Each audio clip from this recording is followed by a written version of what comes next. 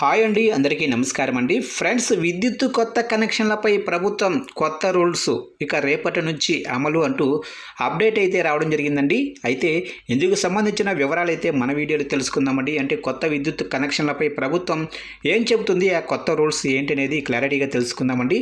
Video మాత్రం skip చేయకుండా చూడండి ఫ్రెండ్స్, అప్పుడే మనకి పూర్తి సమాచారం అయితే తెలుస్తుంది.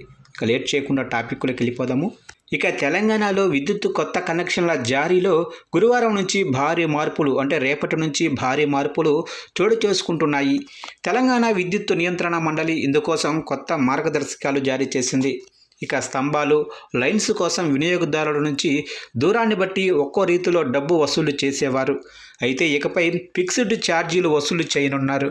కొత్త నిబంధనల ప్రకారం విద్యుత్ లైన్ నుంచి 1 కిలోమీటర్ పరిధిలో ఉన్న నివాసాలకు కేవలం లోడు ఆధారంగా మాత్రమే ఛార్జీలు ఉంటాయి. ఉదాహరణకు 1 కిలోవాట్ కనెక్షన్కు 500 మరియు 1 నుంచి 5 కిలోవాట్ల వరకు గరిష్టంగా 3500 మాత్రమే వసూలు చేస్తారు. ఇక అపార్ట్మెంట్లు, కమర్షియల్ భవనాలకు కూడా ఇదే తరహాలో నిర్ణీత రుసుమును ఖరారు చేశారు. ఇక రైతులకు కూడా ఇది పెద్ద ఊరటనిచ్చే అంశం. వ్యవసాయ కనెక్షన్ల కోసం కేవలం కిలోవాట్కు 1000 చెల్లిస్తే సరిపోతుంది. కాగా ఈ కొత్త మార్గదర్శకాలు రేపటి నుంచి అమల్లోకి రానున్నాయి.